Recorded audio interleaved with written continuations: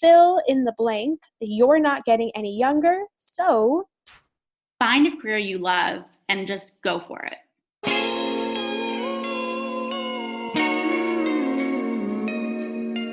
Hey you! Yes, you! Welcome to the You're Not Getting Any Younger podcast, a podcast for people who want to disrupt their lives for a good reason, to make it count. I'm your host, Jen Glantz, and every week I'll drop a new episode with stories from real people just like you, who woke up one morning and decided to make big changes, starting with small things. We'll cover topics like entrepreneurship, love, failure, and self-care. Hey, you're not getting any younger, so let's make this an adventure. Ready?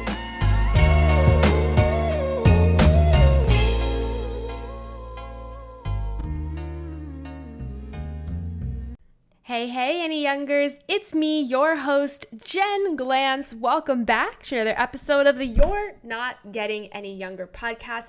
My microphone just tipped over during that introduction as if to say, Jen, I'm here with you. Did you hear that? It did it again. It did it again. All right, microphone, what is your deal today?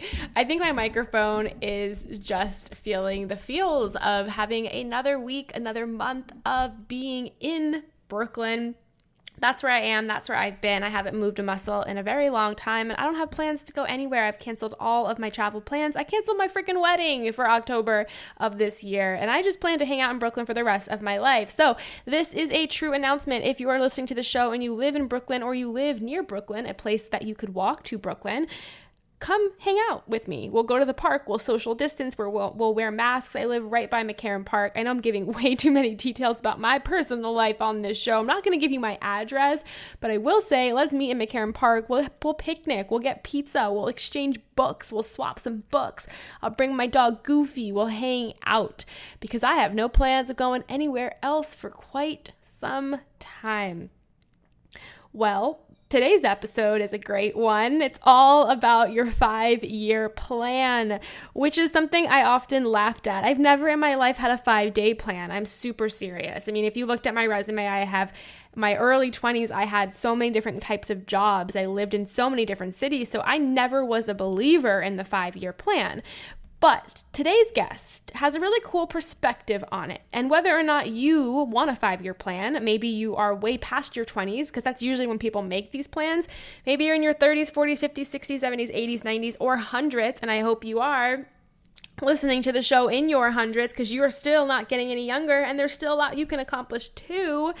But this week's guest has some really cool perspective on the 5-year plan, and whether or not you create one, maybe you'll take some interesting things away from her ideas that can help you figure out your next step, your game plan for now. The thing that I've always thought about 5-year plans is it's impossible to really plan that far ahead because life will shake everything up. Every time I've tried to plan anything, life laughed in my face and did the opposite. So that's been interesting, but I do think there is power in at least considering a 5-year plan. I do think there is power in making goals and sticking to them, having actionable next steps. So I think there's a lot of power in that. But why I'm super pumped for this episode is a friend of mine reminded me the other day that we graduated college 10 years ago. I can't believe it.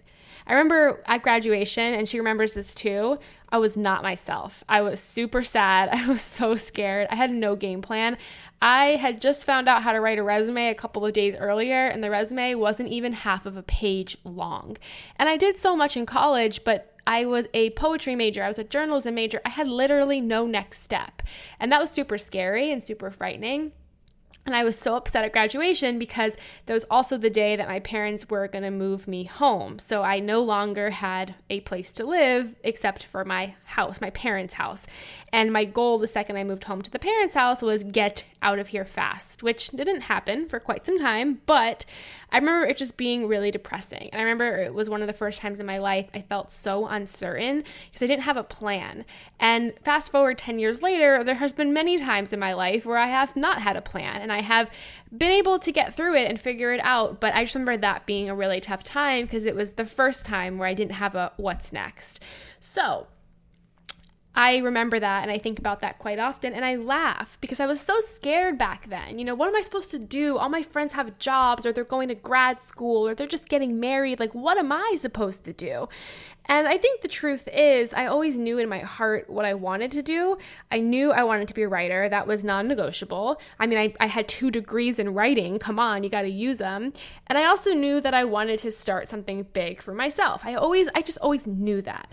So those things didn't happen in the next couple of years. Of course, I had a series of crazy, crazy jobs and moves and experiences.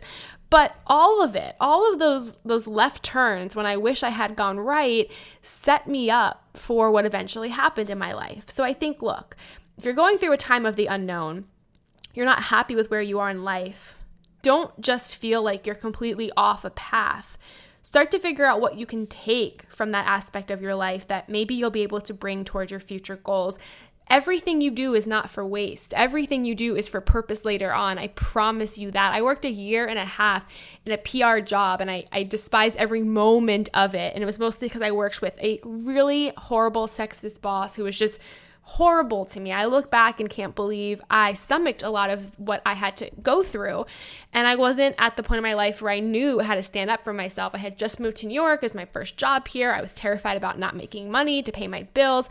So I put up with more stuff than I should have, and I regret it horribly, and I think about it often. But I used to think, like, why the heck do I need to know anything about PR? And now I look back on it, and in that 1.5 years, everything I learned in that really crappy job allowed me to eventually do PR for myself. And I think that was like a huge, huge, huge moment, is that when I launched Bridesmaid for Hire, all those skills came in handy and really helped me out. So today's guest is Elana Gross, and she's a journalist who has been writing for places like Forbes, Fortune, Fast Company, Entrepreneur, Business Insider, Glamour, Cosmo Elle, Women's Day, Good Housekeeping. Wow, the list goes on. But Elana is on the show today talking about her new book, which is called What Next? Your 5-year plan for life after college, but really your 5-year plan for life after whatever the heck you're feeling right now. I think you're really going to like this episode, and you'll take a lot away from it, even if you are long gone after college, or you are not even sure you want a 5-year plan, because I was never sure I wanted one. And after this episode, I still don't want one, but I have ideas for how I can revamp my goals and my life and my progress. So it's a great episode for really anybody. As always, I want to thank you so much for listening to this podcast. Your support means the world to me. If you like this show, make sure you rate and review it for us. Just scroll down on your phone, click some stars, write a review. It means so much to me to do that, so I really appreciate that. It helps us bring on new guests every week. It helps the show pump its heartbeat. And as always, if you are looking for a place to hang out, I invite you to join us in the secret You're Not Getting Any Younger Facebook group. There are 1,500 incredible people in there. We are warm and welcoming and waiting for you. So come check us out, get your Facebook reactivated, and come hang out with us in the Facebook group.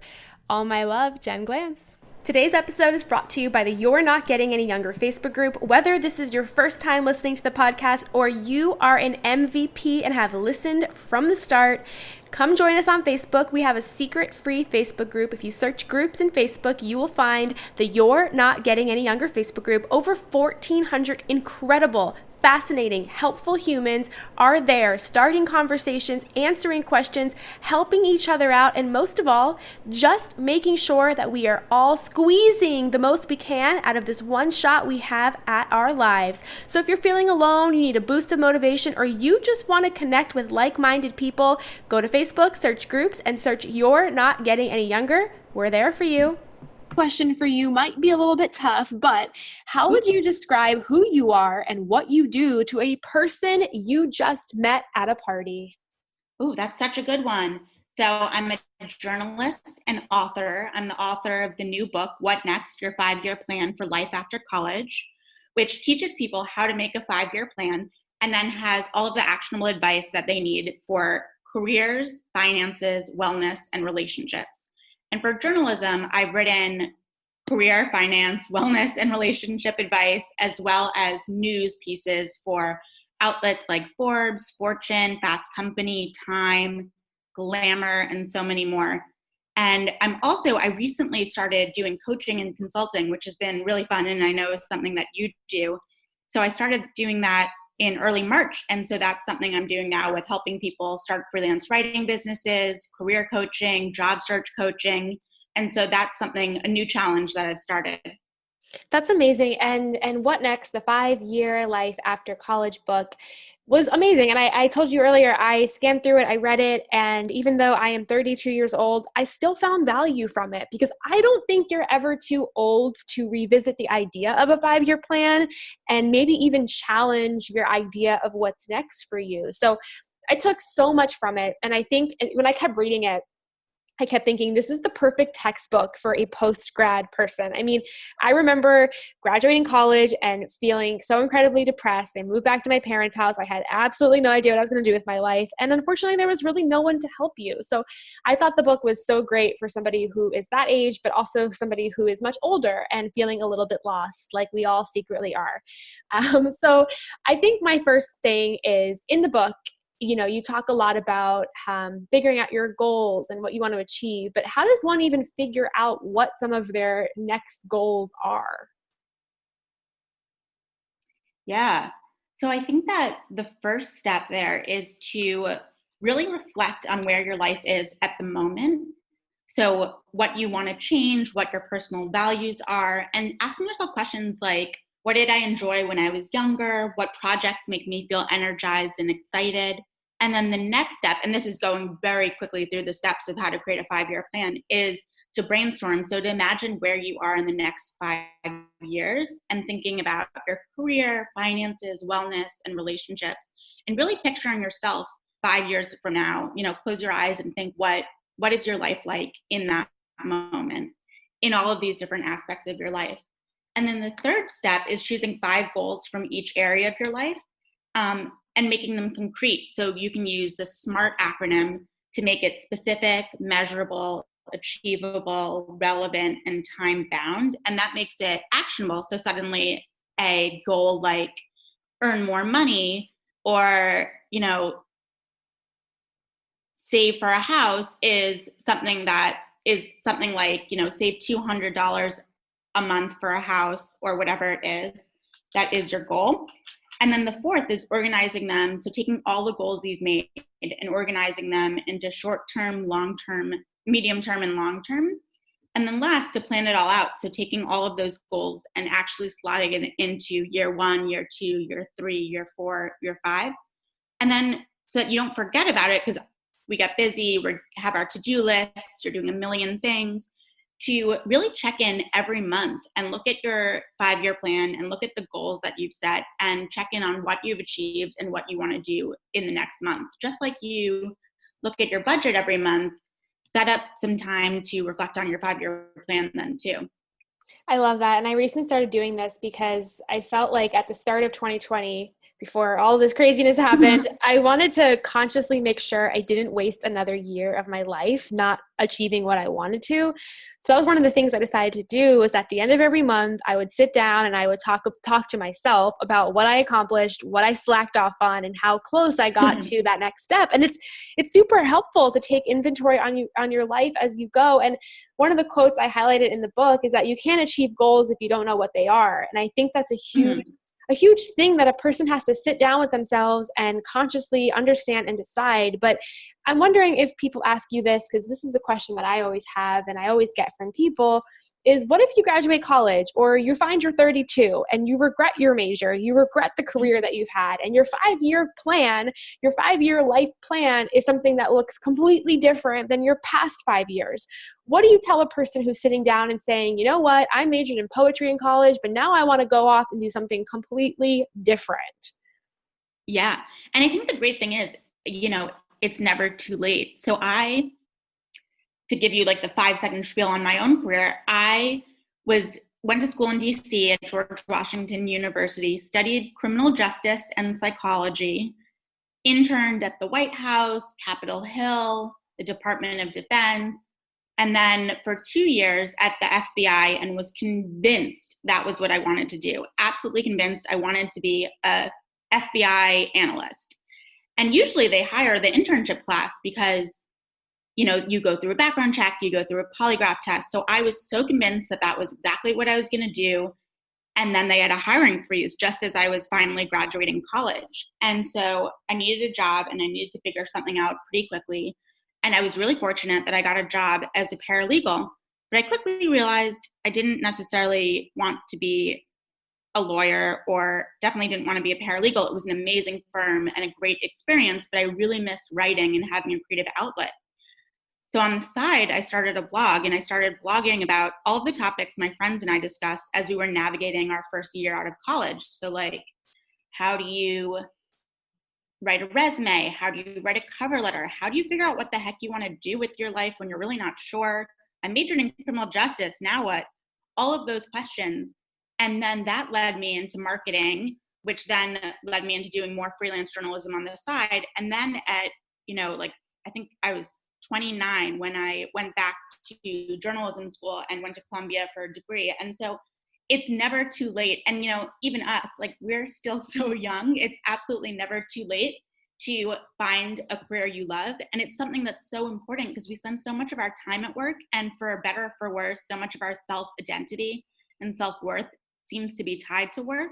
So doing something that you're good at and that you enjoy is so important, and something that's so worth pursuing at any age. I love that you said that, because I think a big feeling a lot of people have is that they've studied something, they've worked in some industry, and they feel stuck. And I know personally, I've worked jobs recently and in the past where they have given me so much anxiety and emotional stress that it was unhealthy. Like, there are some times when you work jobs that you are not supposed to be working at, or it's a toxic environment, and you feel horrible. It affects your health. And I just think it's important that people know, like, you're not stuck. And I appreciate you sharing your career path, because it's not ABC. It's not a straight line. Like, you try different things, you went through different things, and you pivoted. And I think that that's such an important thing. And your book really talks about the different steps of achieving these goals. And one of the things you have a whole section on are interviews. So I want to hear from you. There are standard interview questions that people can practice and we could rehearse, but what are some crazy interview questions that you've gotten or you've heard of in the past? I remember one job, this is probably the craziest interview question I've ever received. And it was like a very buttoned up corporate job, suits and ties, like pantsuits for women, the whole 9 yards. And they asked me, what if you're on a deserted island, you can bring with you a horse, a dog, and I'm making up the last animal because I'm not sure what it was, but like a fish. Which one would you take with you and why? So I think that was the craziest question I've gotten. I've never had the ones where people are like, you have a jet stream and you have 85, how many ping pong balls can fit into the jet stream? I've never had those questions, but I think any interview question you get, even those ones that are like so outlandish that you're thinking internally, did they really just ask me that? Is to pause, think about your answer, and just have an intelligent reason for why you're saying what you're saying. There's no real right answer. Like, unless someone's going to actually take a plane and fill it with ping pong balls, we're never actually going to know how many there could be, or, which animal you would bring with you on a deserted island to escape. Hopefully we'll never be in those situations. But as long as you're calm and you are able to think clearly about why you're choosing what you're choosing and saying what you're saying, I think that's the key. Do you remember what animal you said for your interview question? I think I said a horse, and in part because I was an equestrian growing up. So I was always horseback riding and just love it and love horses. And also a horse can swim. So it would help me swim across the island and we'd be set. See, very logical. I'd probably be like, I'd bring a cat so that we could just hang out and stay in the corner. But I remember when I was living in Florida, applying for jobs in New York, and I had to lie on my resume about living in New York because back then, I don't even know now, they wouldn't even consider you unless you already lived here. They didn't want to deal with that. I remember a job interview when they asked me what subway station I would be if I was a subway station. And I had been to New York like once in my life. I didn't know anything. So I just, on the spur of the moment, was like, I would be Times Square because I'm a mix of, I just made it up. I didn't get the job, probably for more reasons than just that. But you're right. It's about just talking through your logic, showing off your personality.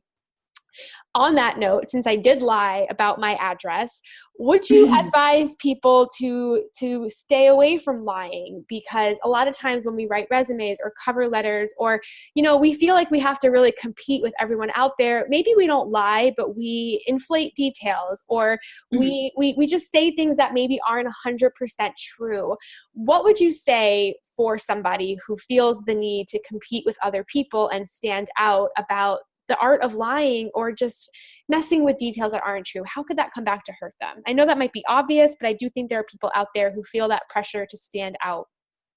Definitely. And I think that, the problem with that is that you don't want to get into a situation where you're totally in over your head, or suddenly people realize, oh, they don't know this type of coding language. And it is hard to teach yourself all these things right off the bat. And I think, lying is never a good idea. One thing that you can do, honestly, to stand out is to basically, when you apply to a job online and you just think it goes into a black hole, it just you write it, you send it, you never hear back. The trick is that a lot of jobs have applicant tracking systems when you apply online. And so it basically takes an algorithm and looks at whether or not your resume and cover letter and application have the keywords that were listed in the job description. So that's one way to stand out totally truthfully. So if you do have that marketing experience and that coding language, and you have a BA, put those things in your resume, because those are what it's going to be filtering for. So even if your title was something like, editorial intern, and they're looking for editorial, if you have a creative job title, that's one area where I think you can shift it. So some jobs will have those, I remember one of my friends once was a customer service ninja. That was the title. Yeah. And the algorithm's not going to pick that up. So you can switch it to a title that makes the most sense. If you do have a creative title, like customer service associate, it will pick those things up. So I think to that extent, yes, but you never want to get in a situation where you have lied and it catches up with you. Yeah, I'll never forget. I'm too honest with my mistakes, but I remember when I was 21, living in Florida, desperate to get out. I had applied for a writing job at Google, and I got really, really far. And then I remember the hiring manager called me and was like, hey, I'm going to teach you a lesson right now that you're never going to forget. You're not moving forward in this process. And it's because there was an error on your resume with a date that I had claimed I had worked somewhere for X amount of time. And I didn't honestly mean to lie. It was just an error where I had extended a date of something. And I guess during the background check, they caught it. And she was like, regardless if this is a typo or a lie, I'm just going to teach you a lesson right now that this can't happen. And I'll never, ever forget that moment, because obviously I was devastated. I thought my life was over. I would never get a job. But I just remember thinking how we have to really stick to our truth and not exaggerate things and tell our stories. So have you made any crazy mistakes during any job application process, or even planning out your 5-year plan? Have you made any personal mistakes yourself? Oh, I'm sure there's so many. And I think everyone makes mistakes along the way. I think one of the biggest mistakes I've made is taking jobs because I thought they were the most prestigious and they would sound good at, my 5-year college reunion, or at a cocktail party, when really people are just going for the hors d'oeuvres. They're not really listening that much to what you're saying. And living by what other people think is prestigious versus really thinking about what I want and what I'm good at and the skills that I want to hone. And it's easy to get swayed, especially for your first job out of college, by what your friends are doing and what your parents think you should be doing. And if you have a significant other, what they think you should be doing. And to not really think about what it is you want, what it is you're good at. And you're always going to be more successful at the things that you're good at. That's not to say that there's any job that you're going to find where magically it requires all of your strengths and none of your weaknesses. And honestly, if that did exist, you'd probably just be bored and you'd coast. But choose something where most of the time you're doing things that you like and things that you're good at, because you'll be more successful and so much happier that way. And I think that's something I would tell myself, and a mistake I made in the past, of taking things that I thought would sound good to other people without really thinking about whether it's something that sounded good to me. So let me ask you something about the person who's listening right now, whose 5-year plan looks completely out of the box. Maybe they're looking to pursue something that other people would call them crazy for, or maybe they're just looking to pursue a job that's completely untraditional. How can they keep going on and feeling confident in their decision with their 5-year plan, especially if other people are telling them that that's weird or not what they should be doing? Yeah, and I think a lot of us have been there at some point. I know, for example, when I was working as a paralegal, I saw a job. They found me this company called Levo League, which unfortunately doesn't exist anymore, but was a career advancement site for women. And I said to myself, I want to work there. So I started doing some social media posting about them on my blog, and got their attention. And I said, listen, I really want to work for you. And they said, well, that's great, and we think you're great, but we don't have the budget right now to bring someone on full time. We are just about to launch. And I said, that's fine. I'm going to quit my job as a paralegal. I'll work for you for the summer for free as an intern, and then we can reassess in the fall on whether or not you guys are in a place to hire full time. And my family, tons of people thought that was crazy. Like, you have this paying job at a really great firm, and you're going to take an internship that's unpaid. And luckily I was able to do that. But I think, I'm so fortunate that I did, and that I was able to do that, because it ended up leading to where I am now and realizing I love to write career advice. And I think the most important thing is just to do what is best for you and to really tune out the noise. And I think to do that, you have to have a lot of conviction and to have a lot of self-awareness and self-esteem in yourself to know that your decision is your decision and you're making it for you. And people can have their opinion and they can give you their advice, but you don't necessarily have to take it. There's a whole section in the book about that, actually, like, should I take this advice? ? And it's great to get advice, and it's great to listen and hear people. And a lot of times they have great advice, but sometimes they don't. And sometimes, you learn from those mistakes too. If you do something and it doesn't work out, you'll learn from that as well. I love that. And I think, I'm all about messing up your career and doing what you want to do, even if other people call you crazy for it. I've always been a believer in that. And I agree with your advice. And I think, figuring out what advice to follow and also who to trust for advice and who to not maybe go to for advice can be really helpful as well. Elana, this was awesome. And I really hope that people read the book no matter what age they are or what life stage they're in. I think this book is so applicable to really anyone. I like to end all of my interviews with this question. So fill in the blank. You're not getting any younger. So find a career you love and just go for it.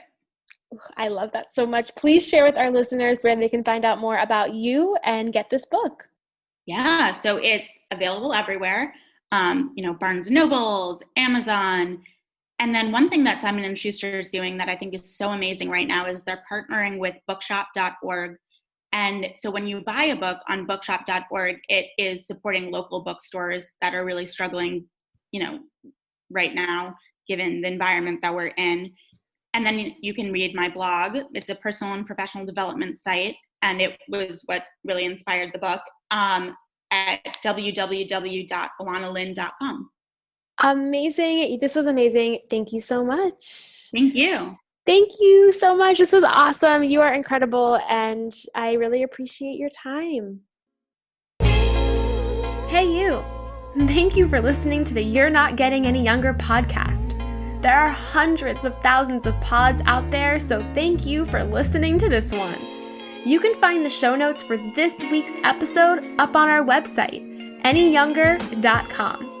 Subscribe, rate, and review the You're Not Getting Any Younger podcast on iTunes so that other ears around the world can listen too. Oh, and join our secret You're Not Getting Any Younger Facebook group, where over 1,000 people are talking about how to disrupt their lives, for a good reason, to make it count. Until next week, all my love, Jen Glantz.